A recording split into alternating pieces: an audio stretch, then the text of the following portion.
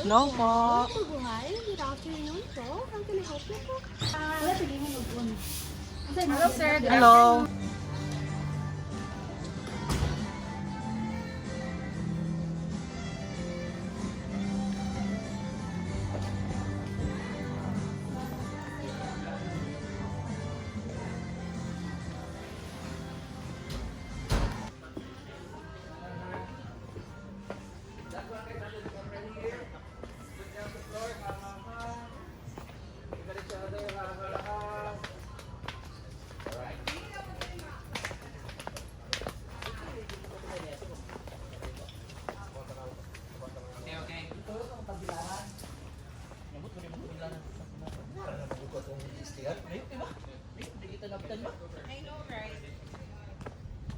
Oh, ngicik sama apa, Pak?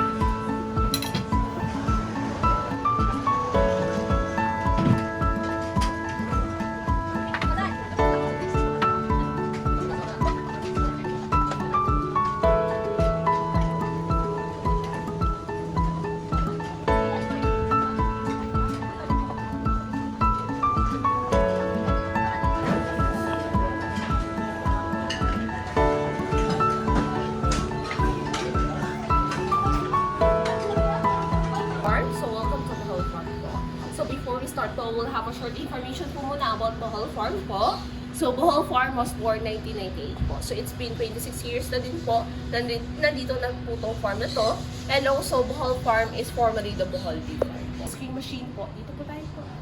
From Italy po. So, they want the quality ice cream so that they can basa na ng gantong machine. But before they have this ice cream, ito po, tinatawag ko siyang mini garden po. So, it is most likely plants po talaga. So, here is our herbs po. And they also have their fruits over here po. And also, they also make their own fertilizer po. So, si Had in Anong name?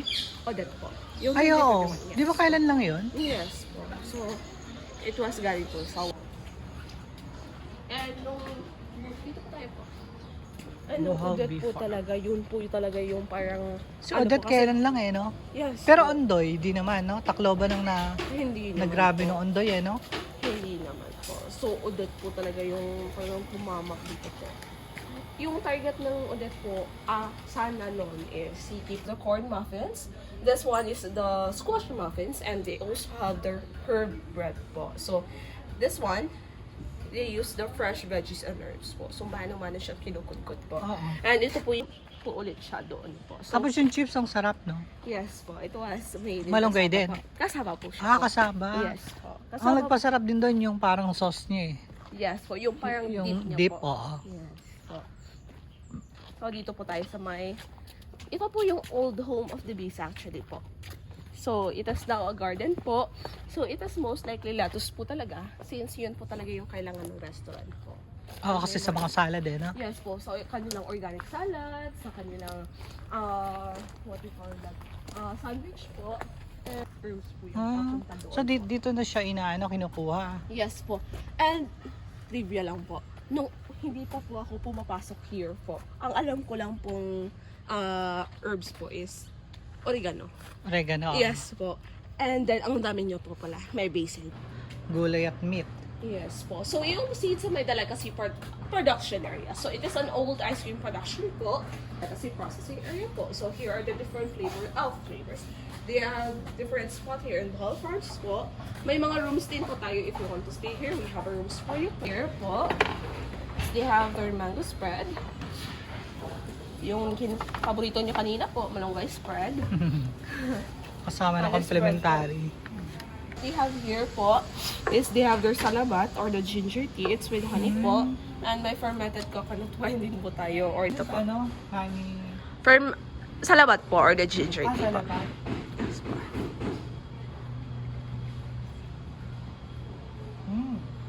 How was it po? Sarap siya. Lami po? Powder siya pag...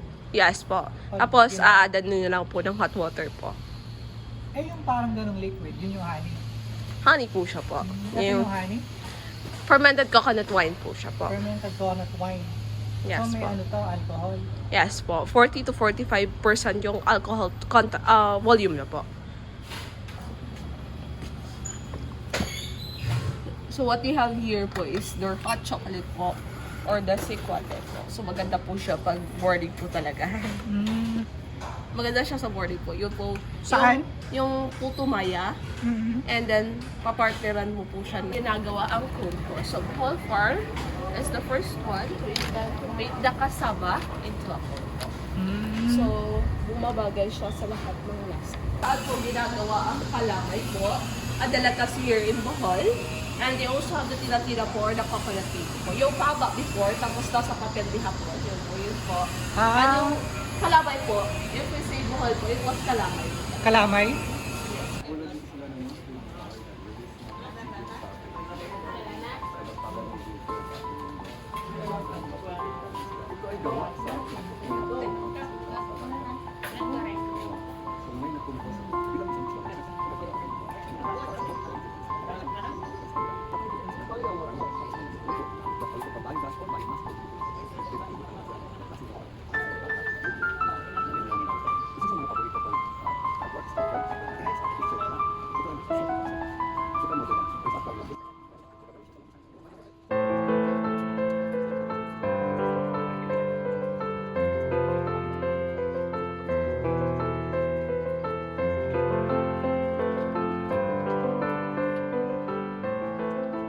So sila po yung gumagawa ng native pots, mga native na mga huts, native na mga wallets, sleepers, and the store po. So this one is ang dami pong so a lot of from other country, Mga from lanterns pa Manila, yan.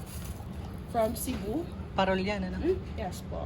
Ang galing Even from naman. here po. So, this one is our oldest Boholano craft po. So, it is made in Burite po. Yung kanina, yung pinakita ko po. So, yun po yung raw material niya po. And ito po, yung pinasas, parmalinga to. And this one is the dyed color po. And this one is the support. It's a star, wallet, basket, wine holder, at marami pa po iba. So, sila po yung... Dito na yung pinaka Yes po. And ito po, centralized store. finished production ng raffia po.